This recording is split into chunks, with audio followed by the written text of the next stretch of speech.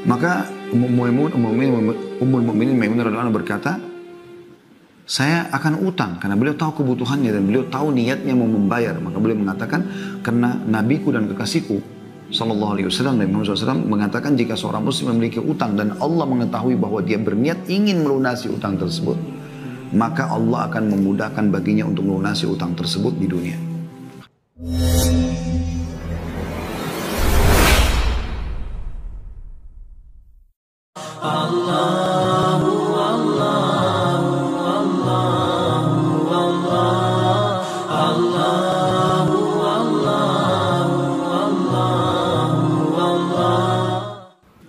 Lalu bagaimana caranya Ustaz supaya saya bisa hidup tanpa utang? Bisa. Anda pertama mohon kepada Allah Subhanahu Wa Taala, lalu Anda ingat hadis Nabi SAW, hadis sahih, ya, riwayat Bukhari, sehingga saya hadis ini riwayat Bukhari. Yang kata Nabi SAW, kalau kalian bertawakal kepada Allah sebenar-benar tawakal, maka kalian akan diberikan rezeki sebagaimana burung yang keluar pagi hari dalam kondisi lapar, kembali sore hari sudah dalam kondisi kenyang. Burung saja Allah kasih rezeki, apalagi kita. Ya. Jadi jangan terbelenggu, karena saya lihat ada banyak generasi muda muslim sekarang ini, mereka selalu berpikir, tidak mungkin kita bisa berkembang besar menjadi seorang pengusaha dan segala macam, kecuali harus utang. Ada seorang ikhwah pernah di sebelah saya itu membaca buku tentang seorang pengusaha dari Jepang atau dari Korea, ya. Sehingga saya dari Jepang. Kemudian dalam bukunya itu dia mengatakan, Anda tidak akan mungkin kaya, seingat saya gitu ya, Anda tidak mungkin kaya kecuali Anda harus membuka pintu utang. Maka dia dengan semangat, sempat di sebelah saya dia ngomong, oh kalau gitu kita nggak boleh, takut untuk berutang. Terus saya luruskan gitu kan tentang masalah itu pemikiran orang-orang non-muslim kapitalis. Makanya mereka selalu berpikir memulai utang, dan utang ini tidak harus dari sumber yang halal, dari uang riba, dari segala macam, terserah gitu. Nah, ini masalah ya dalam Islam, tidak boleh. Kalau Anda betul-betul tidak mampu, jangan berutang. Minta bantuan tidak masalah, karena boleh membuka pintu minta bantuan kalau memang Anda tidak mampu, Anda tidak bisa lagi, mau dari mana? Anak sakit, kita mau makan nggak bisa, apalah kebutuhan mendesak memang nggak bisa gitu. Minta bantu, tawarkan kepada mereka supaya dapat pahala. Dan ini Nabi SAW berlindung padanya, maka oleh karena itu kita juga usahakan selalu berlindung dengan doa ini ya. Ibnu Majah juga menyebutkan dalam sunannya membawakan dalam bab siapa saja yang memiliki utang dan dia berniat melunasinya. Lalu beliau membawakan hadits Ummul Mukminin Maimunah radhiyallahu anha.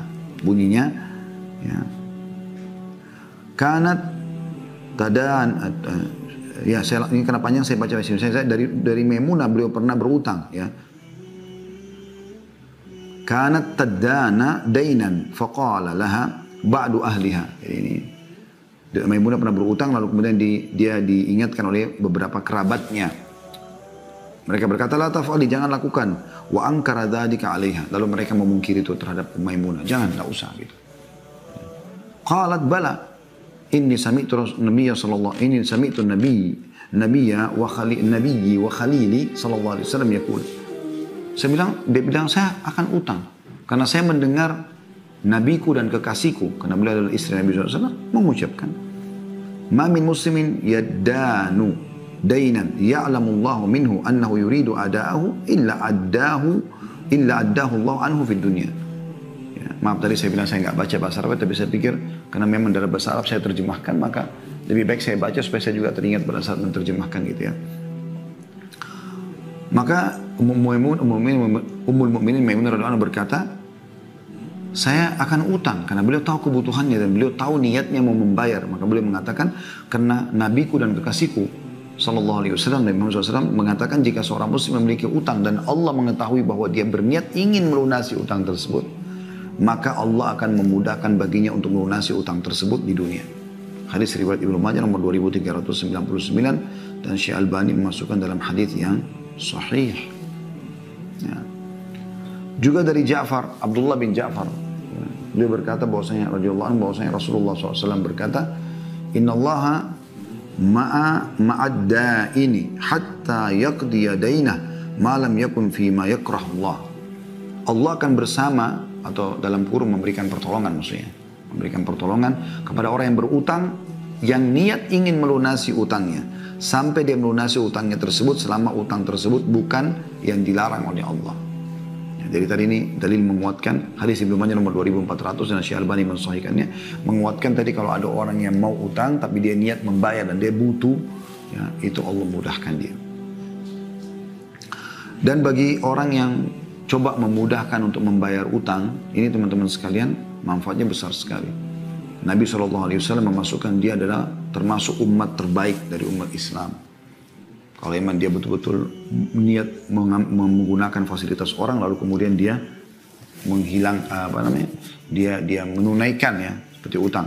Sebagaimana sabda Nabi SAW hadis Bukhari nomor 2393, Inna khiyarakum ahsanukum qada'a. Sesungguhnya yang paling baik di antara kalian adalah yang paling baik dalam membayar utangnya. Yang paling baik membayar utangnya. Jadi ini luar biasa gitu. Ya, bagaimana peringatan yang luar biasa gitu. Kemudian teman-teman sekalian, ada sebagian orang kadang-kadang menyalahgunakan poin. Mereka mengatakan begini, Tan ada keutamaannya, misalnya Anda jadi pemilik piutang, Anda utangkan kepada orang. Dan setelah Anda utangkan, dia menunggangi keadaan itu. Dia mengatakan misalnya, ada keutamaannya loh kalau memberikan kesempatan orang untuk untuk berhutang ya. Karena ada banyak keutamaan orang yang mengutangkan orang lain ya. Gitu. Maka dia tunggangi itu. Seperti misalnya hadits Nabi SAW ya.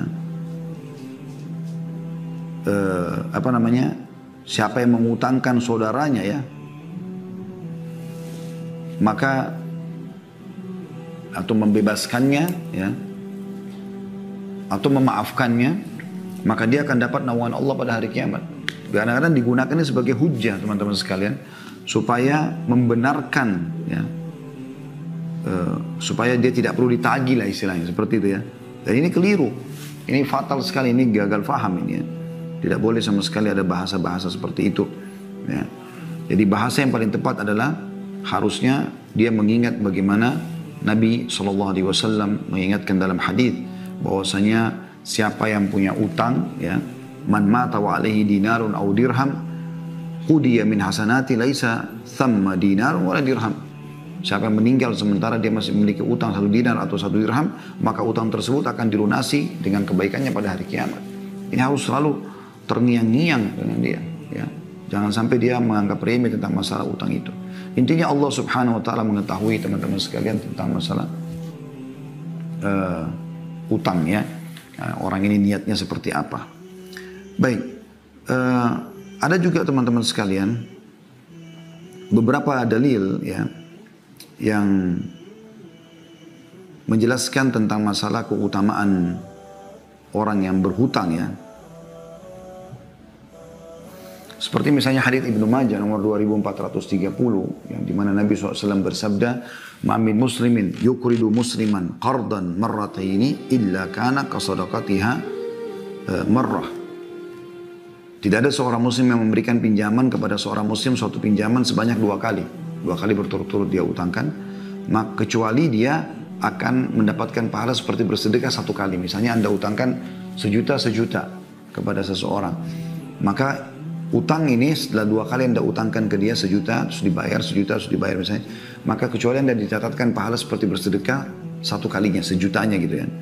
Ada hadis yang lebih luas lagi daripada itu adalah sabda Nabi SAW, hadis sahih riwayat Ahmad, ya, nomor di 5 halaman 360, "Man andara mu'siran falahu bikulli yawmin sadaqah qabla an yahillad dain." Siapa yang memberi tenggang waktu kepada orang yang dalam kesulitan, mau bayar utang tapi dia belum mampu, maka setiap hari sebelum batas waktu pelunasan, atau siapa yang mengutangkan orang yang juga masuk dalamnya, maka dia dinilai seperti bersedekah senilai uang itu. Misalnya Anda utangkan 1 juta, maka Anda seperti dapat sedekah sejumlah uang itu. Misalnya 1 juta ya seperti 1 juta Anda sedekahkan sampai jatuh tempo gitu. Fa idza halad dain fa anzarahu kana lahu bikulli yawmin mithlaihi sadaqah. Dan kalau dia mengutangkan orang itu ternyata sudah lewat jatuh tempo, belum mampu, dia berikan lagi tenggang waktu tambahan, maka di tenggang waktu yang tambahan itu dia seperti bersedekah 2 kali lipat. Jadi contohnya sederhana. Misal teman-teman sekalian,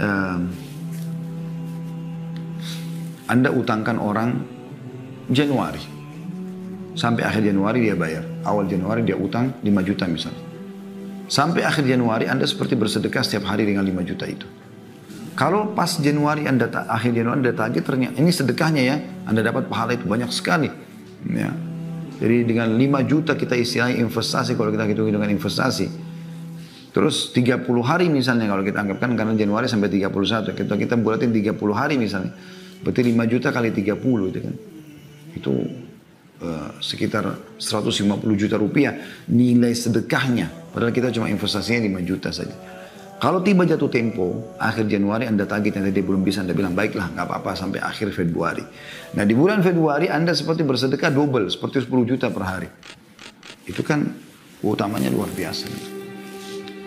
Dan juga teman-teman sekalian, hadis yang masyhur riwayat Bukhari nomor 2077, saya tutup dengan ini, yang berbunyi kata Nabi SAW, talaqatil malaikatu ruhu rajulin mimman kana qablakum. Malaikat pernah mencabut ruh salah seorang orang yang hidup sebelum kalian. Ya. Qalu a'amilta minal khairi syai'a. Para malaikat bertanya pada dia, apa kau pernah berbuat kebaikan? Qala kuntu amuru fityani an yunziru wa yatajawazu anil musir. Qala fatajawazu anhu. Dulu aku punya pegawai yang aku perintahkan untuk memberikan tenggang waktu atau bebasin utang orang yang tidak mampu. Ya. Maka Allah pun berfirman kepada para malaikat, maafkanlah dia. Maka mereka pun memaafkannya.